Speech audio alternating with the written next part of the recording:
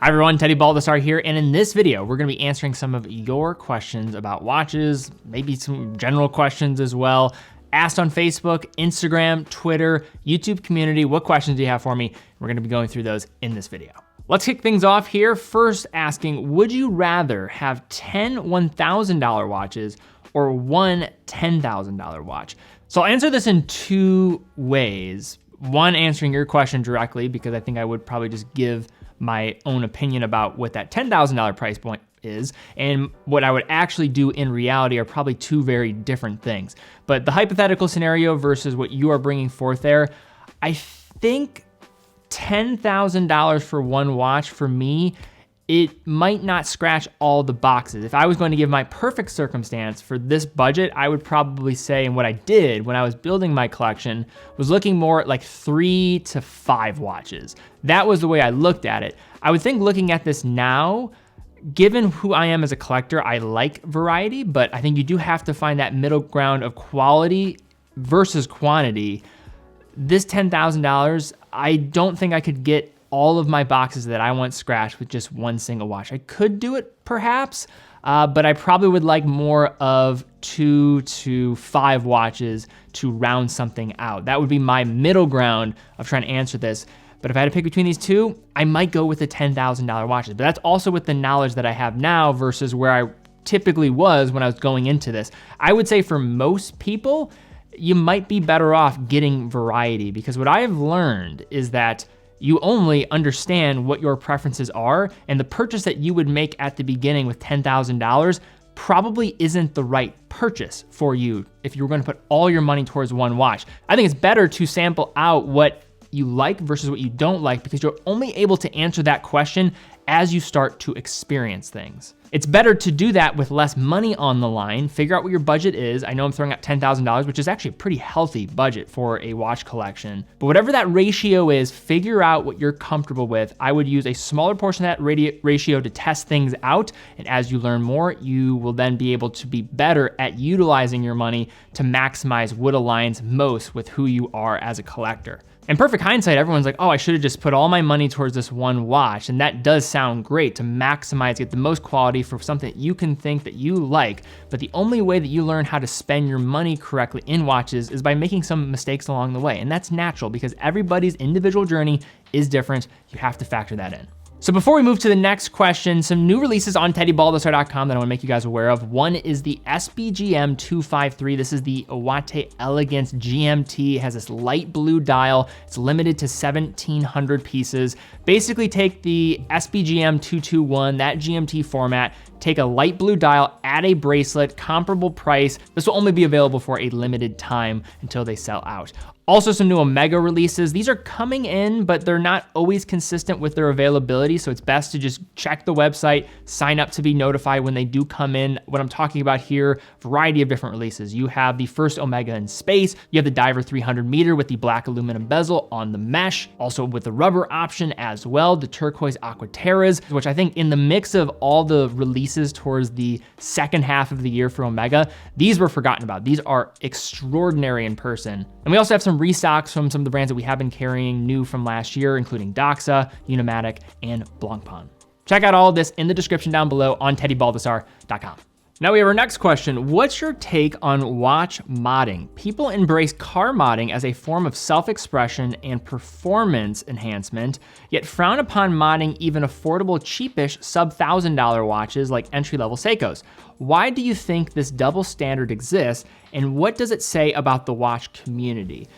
I don't know if a double standard completely exists here, because I do think it's not a perfect apples to apples comparison. But first, my take on modding, I don't have any problem with it. I actually didn't really realize that there were so many people that are against modding. I think it's a fine way to express yourself. And if it's your money spent, you want to modify a watch, like who am I to say what you do with your watch? It's ultimately up to you. So totally for it. And I think it's a great way to get a little bit deeper into an aspect of the hobby. If you are more hands-on, want to give your run at more of an entry-level point into watchmaking and being able to adjust hands, bezels, things of this sort, maybe doing some regulation, anything like that, this is a nice way to get into that in a natural form without feeling like you're compromising something that you want to keep in this pristine original condition. Instead, this really turns into a fun little test project where you can maybe learn a little bit more about the hobby and go ahead and show your own design preferences in the process. I think if there are people that are against modding under $1,000, this would be what I would say why certain people are maybe having certain feelings about this. I am not a huge like petrol head. I have a moderate interest in cars. Like I think cars are cool, but I am not the same that I am in watches to cars. I have more of a moderate interest, but I'm definitely curious. And I know enough about the whole modding community that there are some differences, I would say. Now, number one, I think we can both agree that modding in both watches and cars, I think the people that like the modding the most are the people doing the modding. I think there's this weird association people have with, because I put more work into the thing, it's more valuable. And that I think has created some type of rift also with how maybe we see it as an individual that was very much a part of the process versus what the broader public will see. This is your own self-expression. I think the other thing with cars that make it different than watches is you can make small changes to make a big difference in things like performance, or maybe it's just adding a spoiler.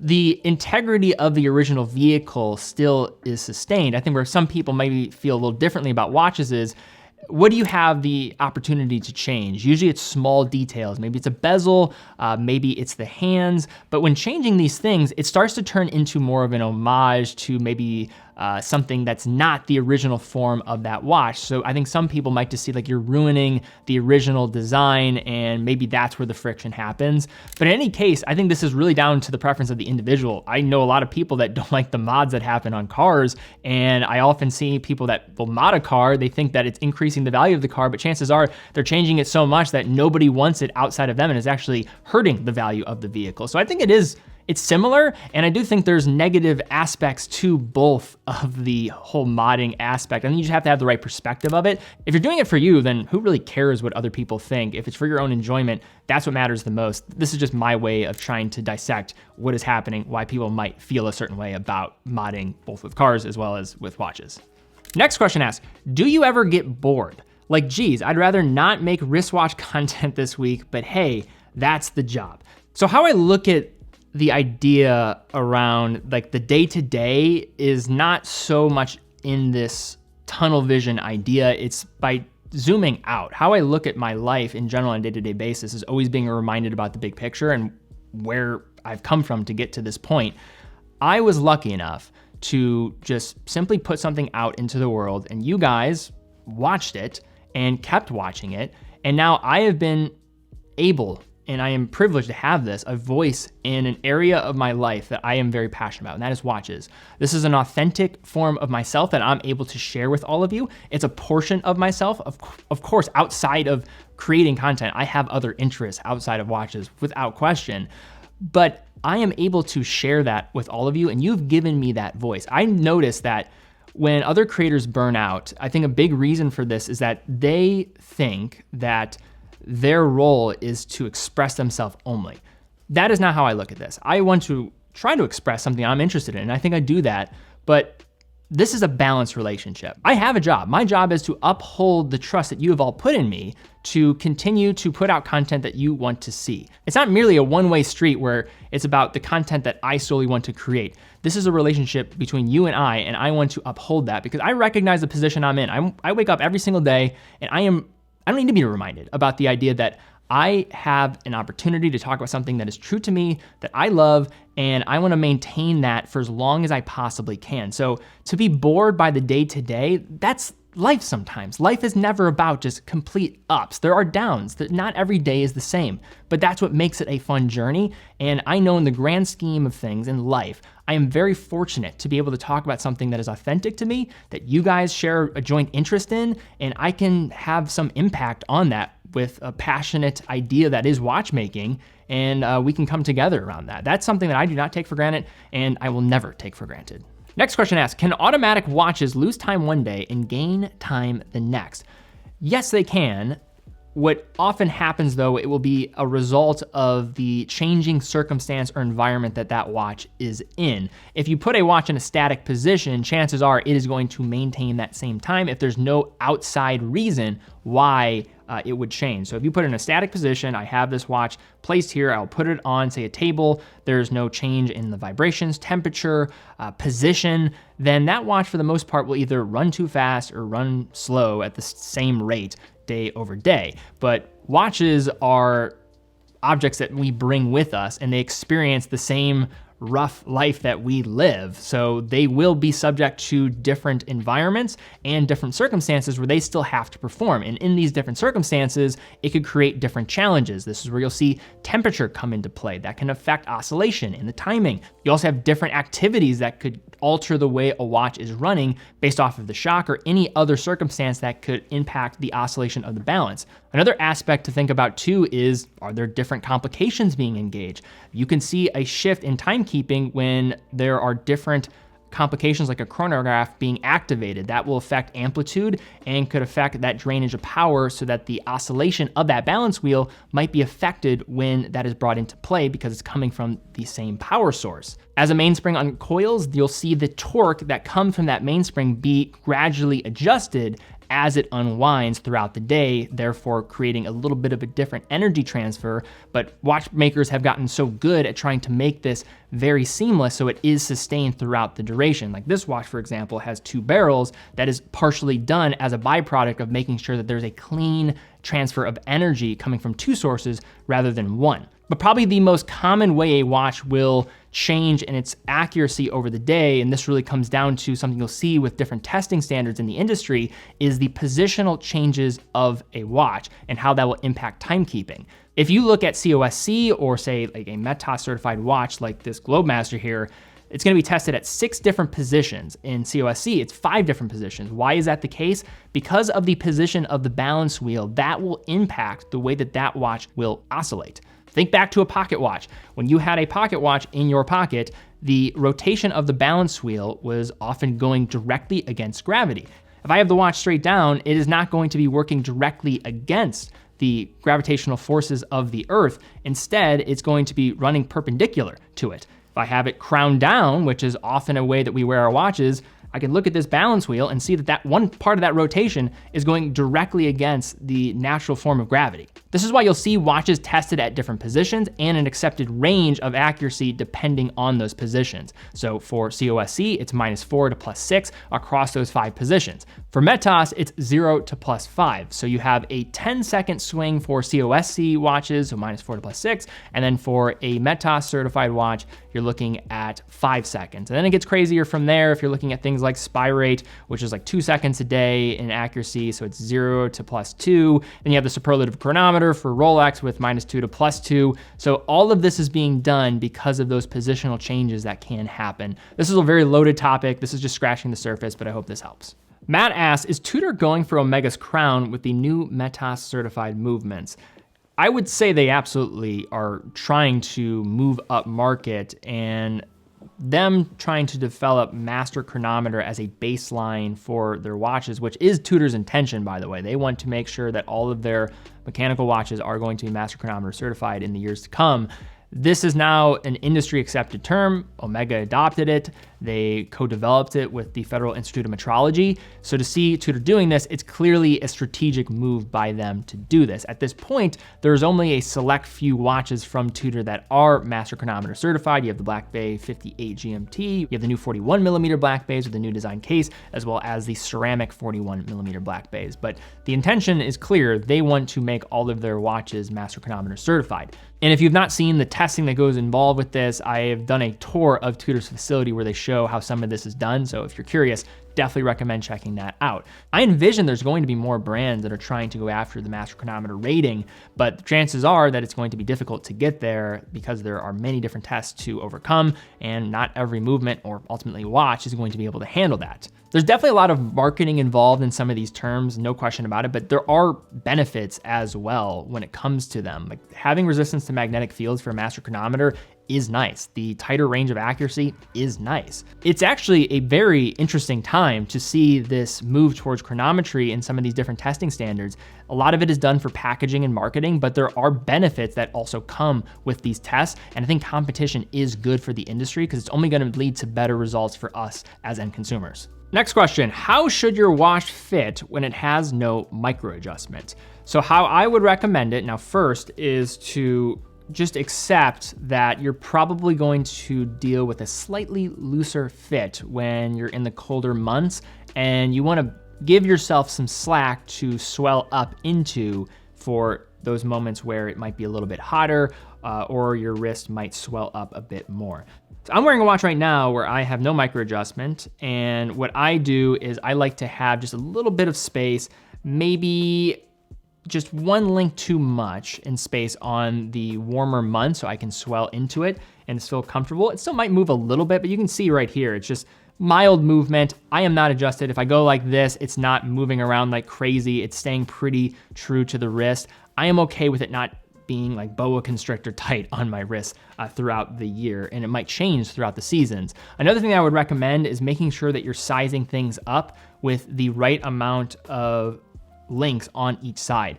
For example, in this watch, on one side, I have 3 more links on the 12 o'clock side of the bracelet than I do the 6 o'clock. One point I would really bring up is you wanna make sure when you don't have micro adjustment that the clasp is centered on the back of your wrist. How I find that that is easier to pull off is less links on the 6 o'clock side. So give yourself a little room to swell into, accept it might be a little bit looser, and just give yourself the benefit of positioning of that clasp. If I flip this around, the logo of the Omega with the butterfly is right in the middle of the backside of my wrist. Our next question asks, what is the difference between Grand Seiko and Credor? There's a lot of mystery around Credor because they are a brand that's really only available in Japan outside of select different circumstances. Say if you attend like a Grand Seiko event, if you come to some of our Grand Seiko events, you recognize that there is this opportunity to see Credor for the first time and be able to acquire them in certain cases. So if you are not that familiar with them, I think one of the initial impressions people have is that Credor, there's all this mystique around it. It seems like the higher end brand compared to Grand Seiko. So the hierarchy would be, you have Seiko, Grand Seiko, Credor, but that's actually not the way that this works. Grand Seiko and Credor both walk in parallel. They just have 2 different design philosophies and what they're going after. Grand Seiko have starting prices if you're looking at their mechanical options around that $5,000 range. Similar with Credor. A lot of people just affiliate Credor with the ultra high end over $50,000 because of the H2 and it being produced in the micro artist studio and that being the hero product that people are more accustomed to and familiar with. But there are Credor models that are under $10,000. They just aren't readily available in the United States and other markets throughout the globe, mostly available in Japan. But now that we've demystified the whole idea around Credor, Grand Seiko, the relationship, what exactly are the design distinctions between the 2 brands? So for Grand Seiko, it's all about practicality, it's durability, versatility for the everyday. That is the name of the game, and they're very strict with their design codes. Credor, on the other hand, is a brand that's more romantic with its elegance. Joe Kirk explained it to me as this, like Credor is more of this special occasion type of brand and it's more romantic. Dress is the way to go. And then Grand Seiko is more of your everyday driver. Also, Credor is more around this exercise of free spirit in its interpretation of watch design. This is where you're gonna see heavier use of precious metals.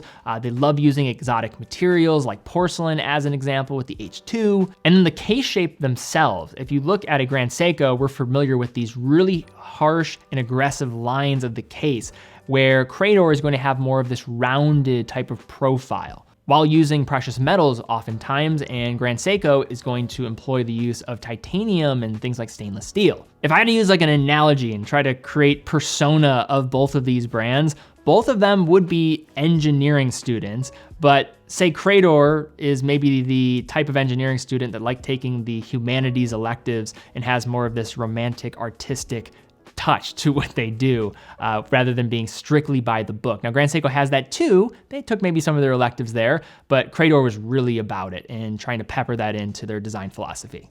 This next question is a little bit of a longer one, but I will read it here. Is it impossible for a new watch brand in the 21st century to become a watch industry titan? I'm not talking about luxury giants like Rolex, Omega, or Longines, but even on the affordable to mid-range market, I don't see anyone becoming the next Timex, Casio, or Seiko. There's lots of smaller micro brands, sure, lots of good ones, but it seems hard or impossible for a new player to come up and stir up the industry. Like a lot of other brands in different industries, it feels like if your brand didn't come out of the 19th to 20th century, it's impossible to compete with the established giants now. This is an interesting question, and it speaks to what happened to the industry after the consolidation. When the industry was at its knees, the consolidation helped stabilize it for the years to come. When you see consolidation, what it basically does is it makes it harder for disruption. So with doing that, it prevented new players from coming in and made it harder to penetrate the market. The other reality is it's just maybe not advantageous to look at scaling a watch brand compared to all of the different industries in the world nowadays. Let me go after mechanical watchmaking. That's my business idea. It's on first thought, not the greatest of business ideas, and it's thinking about the capital intensive nature of doing it, maybe not going to make sense for most people out there. There are some exceptions, but the weird exceptions are either brands at the ultra high end or some of these fashion forward type of brands. In the 21st century, some of the best examples of this are fashion brands. Like a Daniel Wellington was like a $100 million plus company. I mean, that's a massive number, even by Swiss industry standards. Movement, they hit pretty big numbers. I mean, I don't like their watches, but this is pretty impressive considering that they just came out of nowhere. Shinola is another brand. Now that's just located here in the United States mostly, but they've been able to take a from zero number in the 21st century and go into the tens of millions of dollars. There's also been more enthusiast-oriented brands. They're not hitting the same level of scale, but they have had impressive jumps. You have a brand like Christopher Ward now getting over 30 million plus pounds in annualized revenue. I mean, that's a serious number. That's starting to get into the likes of more historical names. Bell & Ross, they were started more in the 90s, so that's a pretty quick rise. And if you think about just 30 years of being a company, and they've been able to become a pretty serious name. Nomos as well, in the early 1990s, they started getting things going, and they've now become a full-fledged manufacturer. Frederic Constant is also a brand to mention. In 1988, they were founded, and now they're a pretty serious player as well. So there are some names out there that I would mention, but most of the groundbreaking types of growth that we have seen have come from the ultra high end. That's where people are penetrating, and that's where it's easier to disrupt, because if you're looking at wide scale production, it is just harder to hit those numbers compared to where the shrinkage is happening in the industry. That's at the under $500 price range, under $1,000 price range. A lot of the attainable quartz watchmaking is being weeded out by things like the Apple Watch. So where you're seeing brands succeed and where you're seeing the most growth happen and where you see this surge for some brands is at that ultra high end, more in that bespoke or higher horology tier. Probably the best example of this is Richard Mille. I mean, they've been around for 25 years, and they've been able to become a force to be reckoned with. They're the 6th largest company in Swiss watchmaking, guys. I mean, this is insane. 1.54 billion Swiss francs in turnover in 2023. That is absolutely crazy. And they're only doing it off of 5,600 units. And that is the key to all of this. It doesn't take many sales to get to those numbers. That's where disruption can happen. Then you have brands like FP Journe, MB&F, Greubel Forsey. These are brands that also have become serious players, and they're not doing it with big numbers. We're not talking about thousands of watches here. We're talking about watches in the hundreds when looking at production for brands like this. So in summary, the volume play for more affordable brands to penetrate doesn't make a lot of sense. Also, you have to have the ability to be able to create things from the ground up, and it's harder to do that at scale, where you have to really industrialize your process, and where many of the brands have now been consolidated, the movement production has been consolidated, it's a lot harder to penetrate, and where you're seeing the penetration happen is more towards that ultra high end. Final question, I recently purchased a Frederic Constant triple date with chronograph, dark blue dial and stainless steel case as a dress watch. On specs alone, it's incredible and I think it's beautiful, but admittedly, I wonder if purchasing a more recognizable name would have been a better purchase. What are your thoughts on buying purely for your own enjoyment versus letting the wisdom of the crowd direct your decision? So I have a weird perspective on this because I'm the person probably creating these micro bubbles of culture around watchmaking and watch collecting, and people have opinions and that becomes opinions of others, and you're hearing all of this and it's probably harder to interpret. My take and how I collect, this came through my own just analysis of myself and what I value, is really about what I like. But let's be clear, there's a lot of people that don't buy because they're buying because they like it. They're really factoring in a lot of other things when making that decision.